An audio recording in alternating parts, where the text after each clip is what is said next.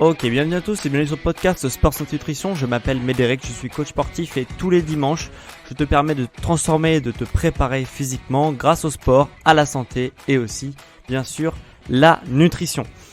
Aujourd'hui, j'avais envie de te parler d'un sujet que j'ai déjà traité sur mon émission de podcast. C'est la flemme de faire du sport. Qu'est-ce qu'on fait quand on a la flemme de faire du sport ?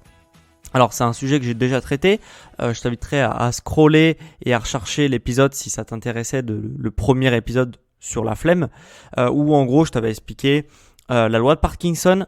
La loi de Parkinson, c'est une loi, un biais psychologique on appelle ça, et c'est en gros c'est des lois de la nature humaine qui où tout le monde fonctionne pareil et du coup on a tous un petit peu la flemme de faire du sport, et en comprenant cette loi ça te permettait de comprendre comment fonctionnait ton cerveau et par rapport à ça je t'ai donné mes astuces pour justement ne plus avoir la flemme de faire du sport grâce à cette loi de Parkinson. Si ça t'intéresse, je te laisserai jeter un coup d'œil, tendre une oreille plutôt à cet épisode, et à la fin je t'avais expliqué que faire le sport le matin c'était le meilleur moyen pour hacker un petit peu ton cerveau et parvenir à tes objectifs. Là j'aimerais aller un peu plus loin, c'est-à-dire que qu'est-ce qu'on fait ? On part du principe que du coup tu fais du sport le matin et que tu te réveilles le matin et que tu as quand même la flemme de faire du sport le matin. Ce qui est quand même plus rare que quand on fait du sport le soir, mais qui arrive quand même, parce que moi je suis un fervent défenseur du sport le matin. Et il se trouve que des fois moi aussi, et voilà, tous les professionnels du sport ont aussi la flemme. Il n'y a pas que les amateurs qui débutent le sport qui ont la flemme de faire du sport. Il y a aussi les professionnels du sport dont je fais partie qui ont la flemme de s'entraîner le matin. Donc qu'est-ce qu'on fait quand on n'a pas envie de s'entraîner le matin ? Alors déjà, la première des choses, c'est de se fier à son carnet d'entraînement.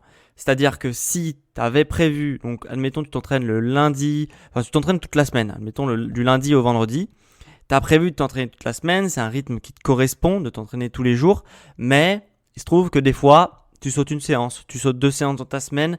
Les semaines où ça va, tu arrives à faire tes 5 séances dans la semaine, et les semaines où ça va pas, t'en manges 1, 2 ou 3. Et du coup, tu te retrouves avec 2, 3 séances dans la semaine que tu arrives à faire. Donc c'est un peu comme ça, ça fluctue d'une semaine à une autre. Et comment on fait du coup pour être régulier et faire son sport 5 fois par semaine ? Donc le premier truc, c'est de se fier à son calendrier d'entraînement. Si tu as décidé de faire 5 séances par semaine, tu vas faire quoi qu'il arrive tes 5 séances par semaine. Alors après, ça ne veut pas dire que tu vas faire ce que tu as prévu dans ton carrière d'entraînement. Tu vas faire tes 5 séances par semaine. Donc l'objectif, c'est de se fier. Et même quand on n'a pas envie, on fait quand même. Donc ce qu'il va devoir faire maintenant, c'est adapter sa séance de sport à son énergie, sa motivation du jour. Et c'est ce que tu vas apprendre dans cet épisode. Donc, j'ai essayé de catégoriser un petit peu les flemmes qui peuvent parvenir. Et le truc, c'est de savoir pourquoi on a la flemme de faire son sport. Par exemple, voilà, admettons, tu te lèves demain matin, tu as la flemme de faire du sport. Et ce qu'il faudra savoir, c'est pourquoi tu as la flemme de faire du sport. Est-ce que tu as la flemme de faire du sport parce que tu as la flemme de bouger de chez toi ? C'est une flemme que tout le monde a. Des fois, on n'a pas envie de sortir, surtout s'il fait pas beau dehors. On se dit, j'ai un peu la flemme de bouger de chez moi, du coup, je vais pas faire mon sport. Donc, je vais te donner des solutions pour ça.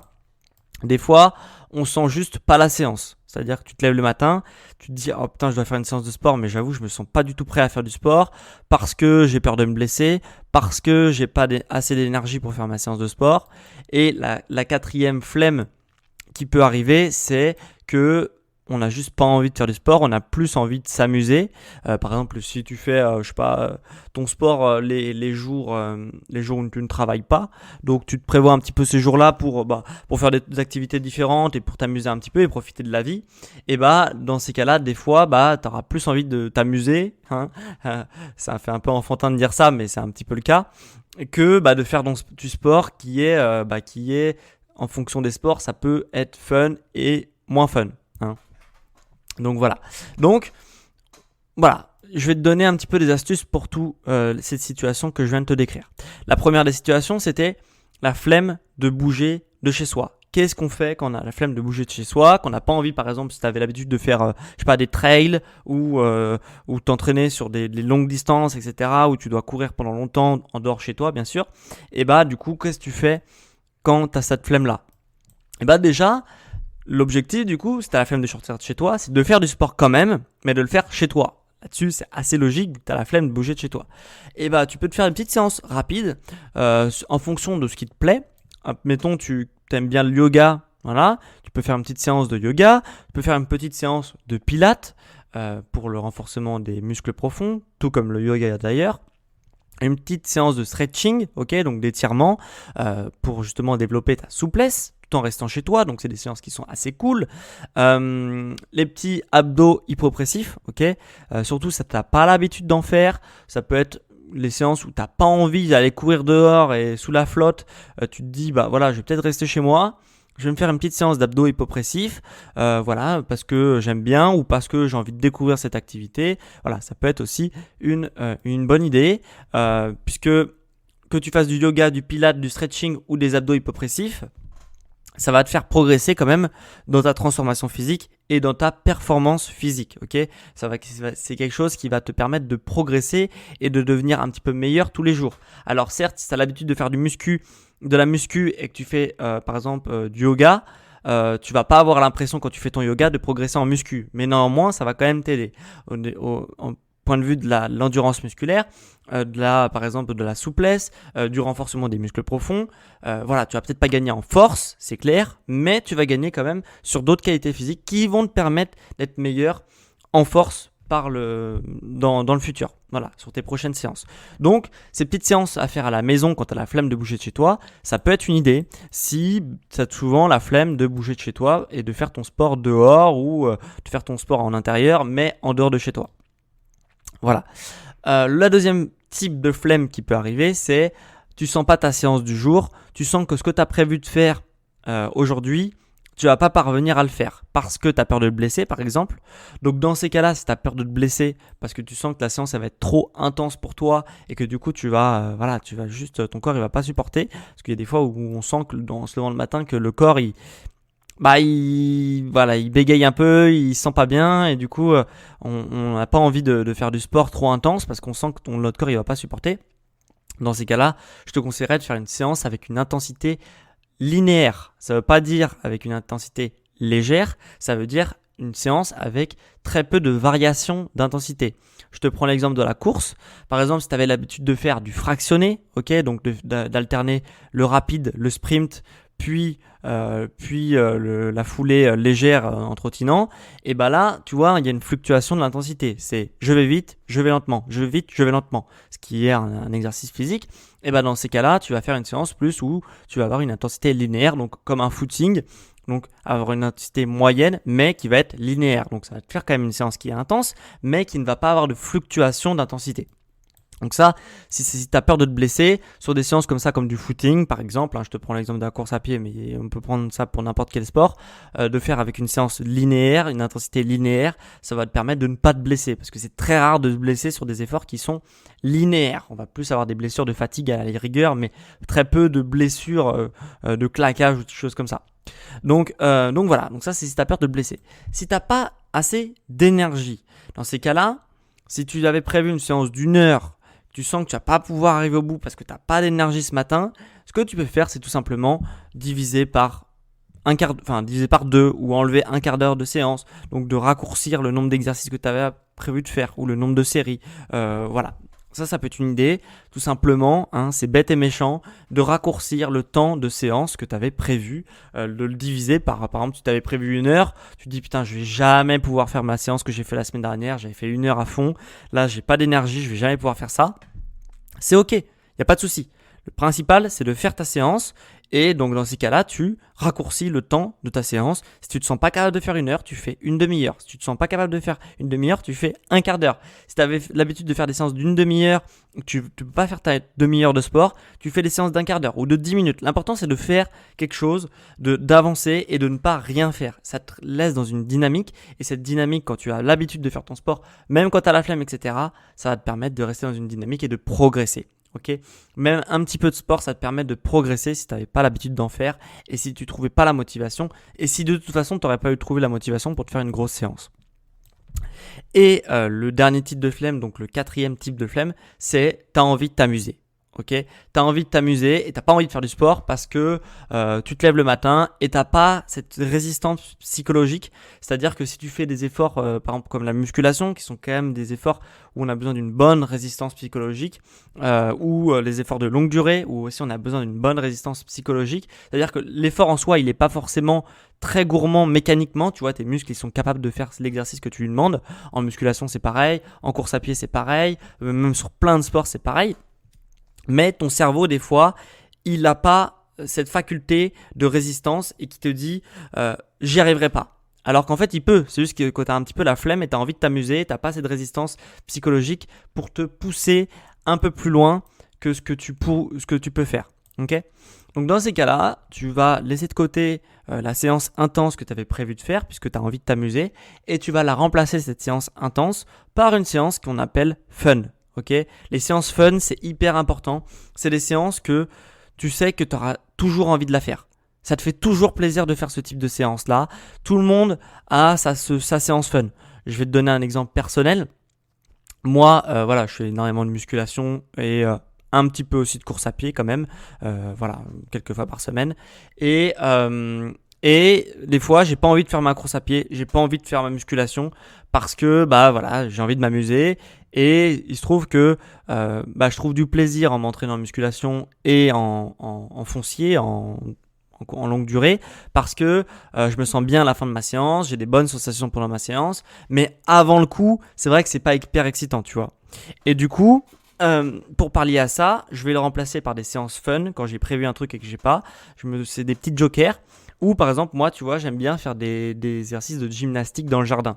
Donc de faire par exemple des handstands, tu sais, où tu as les mains au sol. Le poirier, grosso modo, où tu tiens sur les mains, quoi, où tu marches sur les mains, où tu tiens sur les mains. Ça, j'aime bien faire ce type d'exercice-là.